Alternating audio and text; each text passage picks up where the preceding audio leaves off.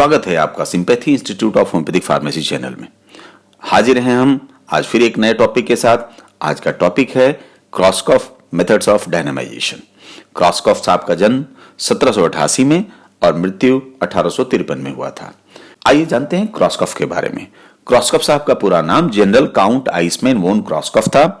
इनका जो जन्म हुआ था मॉस्को सिटी में हुआ था और ये रशिया के पहले होम्योपैथिक डॉक्टर थे। डॉक्टर क्रॉसकॉफ ने मेथड्स ऑफ डायनामाइजेशन पे बहुत सारा काम किया, बहुत नोबल काम किया और इनका जो इंटरेस्ट हुआ वो 1829 में होम्योपैथी के प्रति इनका इंटरेस्ट जगा और he worked faithfully and successfully for 26 year of life. Korsakoff साहब की थ्योरी क्या थी? क्रॉसकॉफ साहब की थ्योरी थी कि एक सिंगल मेडिकेटेड ग्लोबुल्स कई सारे नॉन मेडिकेटेड ग्लोबुल्स को एक्टिवेट कर देती है। He claim that all these globules had been medically activated and that their medicinal strength was almost equal। और वो ये भी कहते थे कि जो मेडिकेटेड ग्लोबुल्स हैं उनको आप जेब में रख के मत चलिए और जेब में रख के चलने से जो मेडिकेटेड ग्लोबुल्स हैं उसकी पावर, उसकी पोटेंसी बढ़ती है, इंक्रीज होती है। क्रॉसकॉफ साहब का एक्सपेरिमेंट क्या था?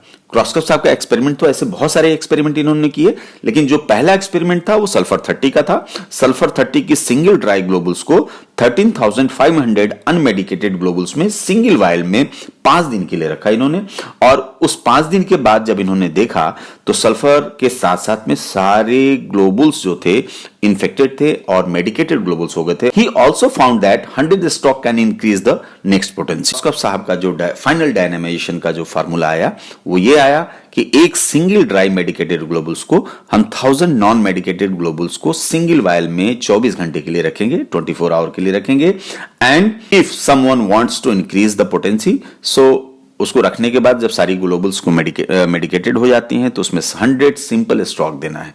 100 सिंपल स्टॉक दे देने से उसकी पावर इंक्रीज हो जाती है। Suppose if you want to medicate the medicine in 30 potency and you keep the 30 potency dry medicated globules with 1000 non medicated globules for 24 hours and you want to increase the potency in sulphur 30 so just you put the 100 simple stock and that 100 simple stock can increase the 31 potency. पिछली जितनी भी सारे experiment थे क्रॉसकॉफ के वो medicated और non medicated globules पे थे, लेकिन इस बार का जो एक्सपेरिमेंट था इनका लिक्विड पोटेंसी फॉर डाइल्यूशन के लिए था। इनका यह मानना था कि जो भी मेडिसिन की पोटेंसी हमको बढ़ानी है उस पोटेंसी की प्रीवियस पोटेंसी हमको लेनी है।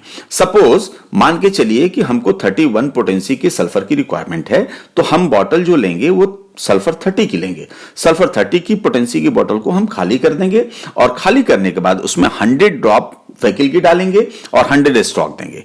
तो 100 ड्रॉप जो वहीकल की डाली उसके बाद 100 स्टॉक किया। 100 स्टॉक देने के बाद हमको 31 सल्फर की पोटेंसी मिल जाएगी। तो ये इस स्टाइल से और ये इस मेथड से ये डायनामाइज किया करते थे।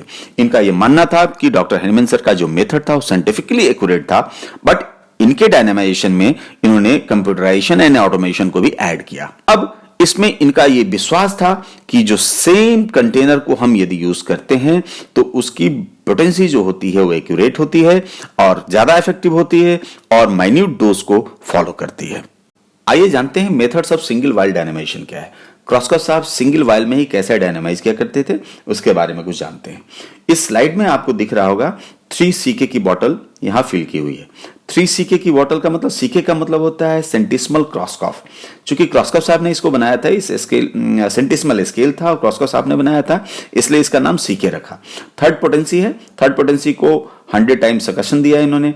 100 टाइम सकशन देने के बाद फिर इन्होंने बॉटल को खाली कर दिया। बॉटल को खाली करने के बाद इसमें 99 पार्ट्स ऑफ अल्कोहल और वाटर में ऐड किया। उसके बाद फिर 100 स्टॉक दिया। 100 स्टॉक देने के बाद फिर इन्होंने 4 CK पाया। 4 CK को फिर खाली किया यहाँ पर। 4 CK को खाली करने के बाद फिर इस बॉटल में 100 ड्रॉप डाला। 100 ड्रॉप डालने के बाद फिर इसमें 100 स्टॉक दिया, फिर 5 CK पाया। तो इसी तरीके से खाली किया इसी बॉटल को, फिर इसी बॉटल में 100 ड्रॉप वहीकल का ऐड किया, फिर उसमें 100 स्टॉक दिया, फिर नेक्स्ट पोटेंसी पाया। तो इसी तरीके से ये अपने मेडिसिन को डायनामाइज करते चले गए और सिंगल वायल को ही इन्होंने प्रेफरेंस दिया। क्रॉसकॉफ साहब ने कहा कि हमने अपने लाइफ में बहुत सारे एक्सपेरिमेंट किए जिसमें 150, 1000 एंड 1500 पोटेंसी तक एटेन्यूएशन किया और ये सारी पोटेंसी की जो एफिकेसी थी और जो एक्यूरेसी थी बहुत अच्छी थी। उन्होंने ये भी कहा कि जो मेडिसिनल सब्सटेंसेस है वो 3rd and 6th पोटेंसी के ऊपर नहीं मिलता है।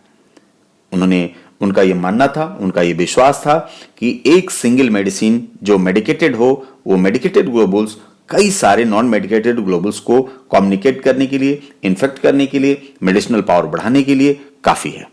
क्रॉसकॉफ साहब ने बहुत सारे एक्सपेरिमेंट किए और उन्होंने पाया कि मॉलिक्यूल्स कम्युनिकेट होता है, मेडिसिनल प्रॉपर्टीज को कम्युनिकेट करता है large quantity of non medicated globules में। He said also that if diluting medicine highly from this process and by employing such infected globules, the homeopathic aggravation declined, which occurred by the force of primary action of the medicine, while the reaction of the organism or the curative action of the medicine continually increased. आप लोगों को यह video अच्छा लगा हो, informative हो तो like करें, शेयर करें, कमेंट करें। Thank you very much.